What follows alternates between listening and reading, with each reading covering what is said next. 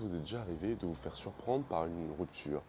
Vous savez, quand tout va bien, que vous avez enfin trouvé la paix, la bonne personne, et puis que du jour au lendemain, out of nowhere, elle vous annonce qu'elle veut rompre avec vous. Vous tombez des nues, vous ne savez pas pourquoi, vous ne savez pas comment, vous ne savez pas comment on en est arrivé là. Eh bien, laissez-moi vous dire que c'est en grande partie ta faute si tu es un homme. Comprenez-moi bien, quand je dis que c'est votre faute, c'est pas que c'est votre faute, c'est que vous avez eu des manquements. Sur Internet, il est très facile d'accuser la femme en disant que la femme a fait ci, la femme fait ça, nanana. Mais là, je vais vous proposer des axes d'amélioration, des axes qui vous permettent de prendre, entre guillemets, le contrôle, d'avoir une certaine maîtrise sur votre relation et sur ce qui va se passer plus tard. Pause. Je tiens à préciser mon objectif avec cette vidéo. Mon objectif n'est clairement pas d'accuser les hommes, de les culpabiliser en leur disant que ce sont des merdes. Je trouve qu'il y a déjà bien assez de ce genre de contenu sur le net. Là, mon idée, comme je viens de le dire, c'est de fournir des axes d'amélioration. Évidemment que les femmes ne sont pas parfaites, évidemment que l'autre sexe a aussi son rôle à jouer, mais étant un homme, je me sens plus à l'aise, plus légitime et j'ai plus d'infos sur ce qui se passe dans la tête des hommes et sur comment arranger ça. Pour les femmes, j'en parlerai sûrement dans une prochaine vidéo, mais ça me demande nécessairement un peu plus de recherche pour savoir qu'est-ce qu'elles font de mal et surtout comment elles peuvent s'améliorer. Parce que c'est bien beau de pointer du doigt ce que vous faites de mal, mais il faut aussi vous donner les clés de faire mieux. Donc voyez ça vraiment, cette vidéo, comme une proposition, comme une propale, et venez pas me casser les roustons. Bon visionnage à tous. Et surtout, qui va vous permettre d'être plus serein dans votre relation et voir votre partenaire pour ce qu'elle est. Parce que oui, c'est mon premier point. Maintenant, avec Internet et tous les discours qu'on entend sur les femmes, sur leur comportement, sur le fait que vous ne comprenez pas les femmes, eh bien, on va vous dresser un portrait robot. On va vous dresser une suite de stéréotypes, de caractéristiques qui vont vous donner une certaine idée de ce qu'est la femme. Au départ, l'intention était noble. Beaucoup d'hommes n'avaient fréquenté que leur maman et du coup se faisaient une idée de la femme, d'une sorte de maman de substitution qui lui donnerait de l'amour inconditionnel et qu'il n'avait rien à faire pour le mériter. Pour briser ce paradigme, Internet, la Red Pill, j'en passe et des meilleurs, se sont mis à dresser un portrait péjoratif de la femme en expliquant qu'elle était hypergamique, que c'était une pute, une salope, qu'elle avait la sexualité libérée, etc. Qu'elles étaient incohérentes, qu'elles étaient ultra émotionnelles, ultra irrationnelles, etc., etc. Donc on est passé d'une image trop idéaliste de la femme à une image pardon, trop péjorative de la femme. Ce qui est, que vous le croyez ou non, cette vision que vous avez enregistrée dans votre tête va vous faire agir différemment. Vous traiterez votre femme différemment si vous pensez que c'est une potentielle salope que si vous pensez que c'est une femme idéale. D'un autre côté, cette façon de penser, ce système ne marche pas parce que forcément quand on dresse des critères pour éviter la femme imparfaite, la femme salope, la femme slut, et ben, quand vous allez avoir l'impression de trouver une femme qui répond à vos critères, et ben, vous allez l'idéaliser et ne pas la voir pour ce qu'elle est. Donc, en fait, dans tous les cas, vous vous trompez, vous mettez une sorte de filtre sur la femme, vous lui apposez un idéal ou un stéréotype qui n'est pas elle. Donc, premier conseil, premier point, voyez les femmes pour ce qu'elles sont, c'est-à-dire des êtres humains avec beaucoup de points communs comme nous, qui sont doués de raison. Oui, je sais, c'est choquant.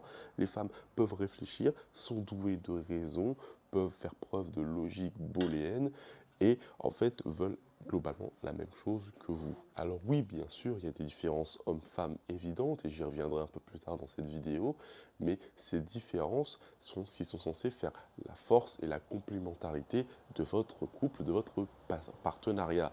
Il n'y a aucun intérêt à sortir, à être amoureux avec quelqu'un qui vous est semblable en tout point. Parce que vous avez les mêmes forces, les mêmes faiblesses. C'est juste être deux fois vous.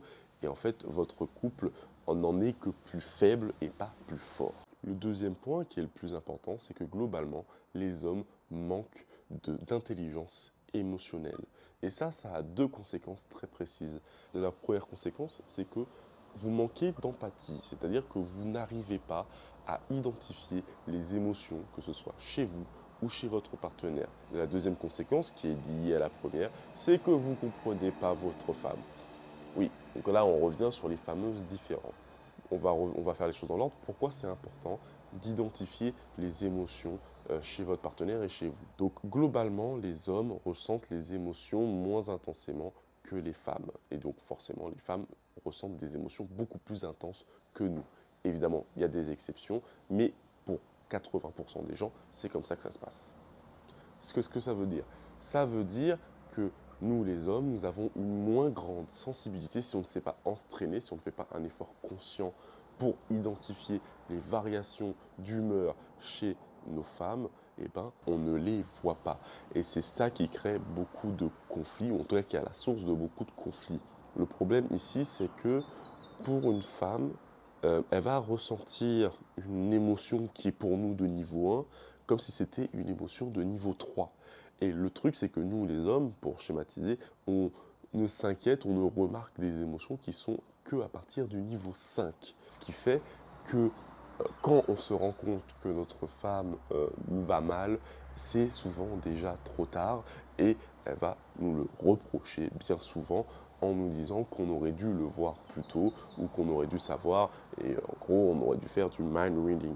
Ça, c'est une constante qu'on ne peut pas changer, dans le sens, tu ne peux pas demander à une femme de ressentir moins ses émotions, ça fait partie du package. C'est donc à nous, à ce niveau-là, d'être plus attentifs, de prendre des cours, de faire attention, d'identifier plus aisément les subtiles variations d'humeur, de comportement, etc., qui sont subtiles. Donc on pourrait croire qu'elles sont invisibles, mais non, parce que justement avec cette intensité, qui vient des émotions chez la femme, bah, elles sont aussi beaucoup plus expressives que nous, en fait. Et du coup, ça veut dire que si on n'est pas capable de voir une personne qui est normalement plus expressive, c'est que le défaut vient de nous et pas d'elle. Voilà, le problème n'est pas que la personne est trop expressive. Donc, affaire à suivre. La deuxième conséquence, c'est justement que vous ne comprenez pas vos femmes d'un point de vue émotionnel. C'est que vous avez l'impression, vous partez du principe, comme tout le monde, les femmes le font aussi, vous partez du principe que votre femme ressent les émotions de la même façon que vous les ressentez. Ce qui fait que vous avez tendance à considérer une réaction comme excessive ou une réaction disproportionnée, etc. Ce qui est à la fois un peu vrai et un peu faux. Le problème n'est pas tant que la relation est excessive. Le problème, c'est qu'on n'a pas su la désamorcer avant, comme je l'ai dit plus tôt. Ce qui fait que une femme est beaucoup plus sensible émotionnellement, va réagir à beaucoup plus de choses, beaucoup plus de stimuli, des stimuli aussi beaucoup plus faibles que nous. Ce qui fait que si on ne s'adapte pas, ça va créer un nombre démentiel de quiproquos et de sous-entendus et de, je sais pas, de quiproquos. Donc je voudrais revenir sur un argument que beaucoup de gens sur Internet disent, qui est que les femmes sont irrationnelles. Les femmes ne sont pas irrationnelles. Elles sont exactement comme nous. C'est-à-dire que nous sommes rationnels, en tout cas on a l'illusion de l'être, je reviendrai sur ça dans une autre vidéo, on a l'illusion d'être rationnel jusqu'à qu'une émotion trop intense nous court-circuite. C'est-à-dire que tu peux être aussi intelligent que tu veux, qui que tu sois, homme ou femme, tu peux être aussi intelligent que tu veux. Si tu ressens une émotion trop intense, tu vas devenir débile. Dès que tu ressens une forte émotion, en fait, ton centre de la réflexion est carjacké, est coupé et tu ne fais que réagir par pur instinct. Ça, c'est pareil chez les hommes et chez les femmes, sauf que comme je l'ai dit, si tu as suivi, et je sais que tu as suivi parce que tu es quelqu'un d'intelligent, qui est abonné et qui a mis la cloche, comme je l'ai dit plus tôt, en fait, les femmes ressentent les émotions de manière beaucoup plus intense que nous, ce qui fait qu'elles sont plus sujettes justement à se faire carjack, à se faire couper leur centre de réflexion, leur néocortex. Elles sont plus sensibles à ça et du coup, la priorité, nous, en tant que partenaires, ça doit être avant tout de stabiliser l'état émotionnel avant d'avoir un débat et surtout de ne pas monter dans les tours parce que crois-moi, quand tu montes dans l'émotion, en tant qu'homme, tu gagnes que très rarement, et même quand tu gagnes, tu perds à la fin.